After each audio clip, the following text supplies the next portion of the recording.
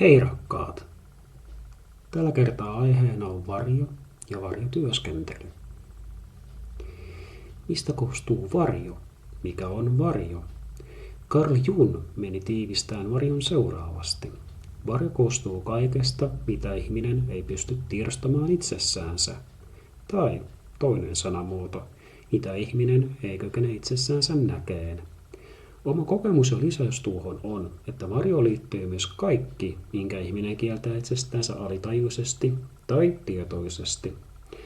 Vaikka nimitys on yleinen, niin jokaisen varjo on täysin henkilökohtainen, joka on ihmisestä itsestä ja hänen elämän varrella tapahtuneesta kokemuksesta kiinni.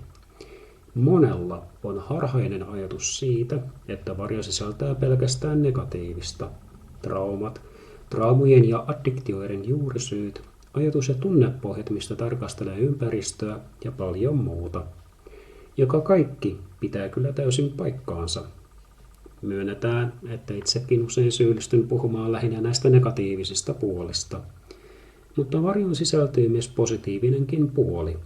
Mitä enemmän ihminen on linjassa itsensä kanssa, selkokielellä alkaa tuomaan todellista minänsä esiin. Hän alkaa tulemaan tietoiseksi ominaisuuksistaansa, vahvuuksistaansa ja samalla löytää piilotetun potentiaalinsa. Tukahdutetut unelmat saattaa tulla takaisin pintaan, tai se, mihinkä suuntaan haluaa mennä elämässä, oma tarkoitus ja paikka, selkiytyy. Mikä on varjotyöskentelyn tarkoitus? Mitä on varjotyöskentely? Lyhyesti, varjotyöskentelyn tarkoitus on yhdentyä varjonsa kanssa. Se siis tarkoittaa sitä, että ihminen kaivaa kaikkea tiedostamatonta tai puolia, jotka koittaa itsestäänsä kieltää esille. Ja sen jälkeen koittaa hyöksyä, että nämä asiat on osana ihmisen sisimmäistä kokonaisuutta. Toinen sanamuoto tälle on, että ihminen alkaa mahdollisimman totuudenmukaisesti katsomaan kaikkea kokemaansa läpitte. Näiden kokemusten läpikäymisten ja tarkastelujen kautta ihminen opettaa itse itselleensä viisautta, muuttaen samalla luontaisesti epätarkkaa mielikuvaa itsestäänsä. Paras kielikuva tällä on velhon kirja. Tarinan mukaan velhothan eivät saa kirjaansa, joka pursuaa viisautta, loitsuja, reseptejä lahjaksi keneltäkään, vaan velhot kirjoittavat itse omaan kirjaansa ylös kaikki asiat, jotka he kokee tärkeiksi ja hyödyllisiksi. Jos ajatellaan, että ihmisen elämä on kokonainen velhon kirja, mutta ihminen onkin vain selannut sen läpi pysähtymättä pohtiin pätkääkä sen sisältöä ja tarkoitusta, niin varjotyöskentely on sitä, että aukaiset tämän oman kirjasi auki ja koitat nyt, kun aika on kulunut, tarkastella asioita ajatuksella uudestaan. Se on sitten kokonaan ihmisestä kiinni, onko hän valmis vastaanottaa mitä kirja, varjo, pitää sisälläänsä. Tästä pohjautuu myös vanha viisaus, muistaakseni Hopi-intiaaneilta. Kaikki mitä on tapahtunut ihmisellä, on tapahtunut juuri niin kuin se on tarkoitettukin. Ja toinen sanonta, joka taas on muistaakseni Buddhalta, kaikki viisaus löytyy ihmisen sisimmästä. Varjotyöskentely, mitä se on ja miten sitä tehdään. Tekivä varjotyöskentelyä missä muodossa tahansa, niin yksi asia menee tärkeydessäänsä kaiken muun ylitse. Jotenka rakkaat, pyydän, ekstra huomioikaa seuraava asia ja sisäistäkää se. Koko varjotyöskentelyn periaate ja se, että tiedostamattoman kaivaminen esille on mitenkään edes mahdollista. Ihmisen täytyy olla täysin rehellinen ja totuudenmukainen itselleensä aina.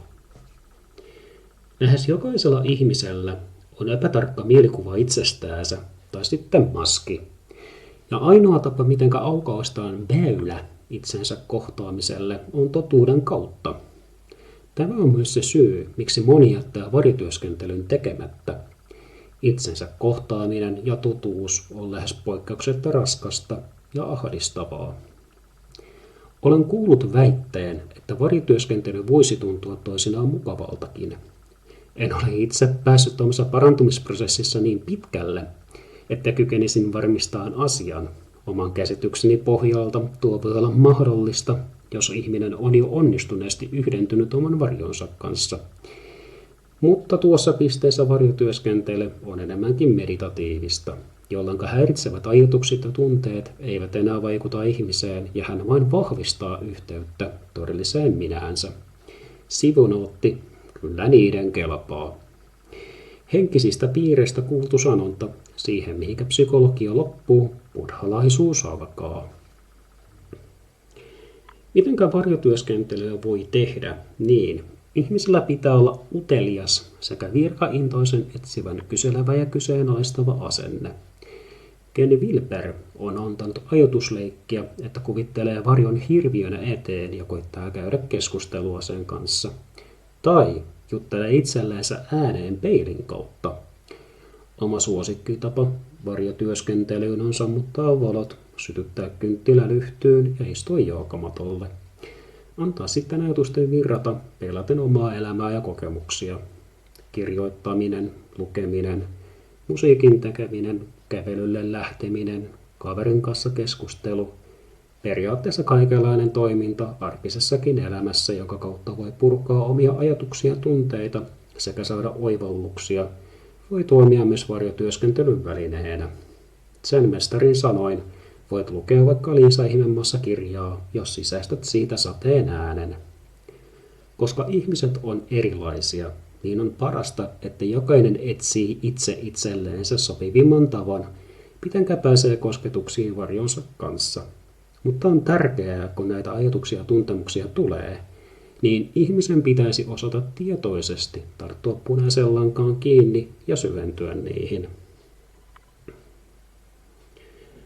Suosittelen myös todella lämpimästi omavalintaisia mieluusti luotettavan hengellisen opettajan tai ammattilaisen lähteitä, josta saa pullonmuria itsensä havainnointiin ja kasvuun, kuin myös erilaisia tapoja varjotyöskentelyyn. Ainakin itseä on auttanut paljon, kun on kyennyt sanallistain ja sen myötä tiedostain ja sisäistään asioita. Jos jostain voin sanoa olevani tyytyväinen, niin siihen, että on tullut vuosien saatossa satojen tuntien ajan kuunneltua ja luettua erinäisiä esoteeristen ja henkisten opettajien, psykologien ja terapeuttien luontoja, ajatuksia ja tutkimuksia. Näiden tietojen pohjalta on voinut tarkkailla ja kyseenalaistaa omaa käyttäytymistä ja kanssakäymisiä erilaisissa tilanteissa.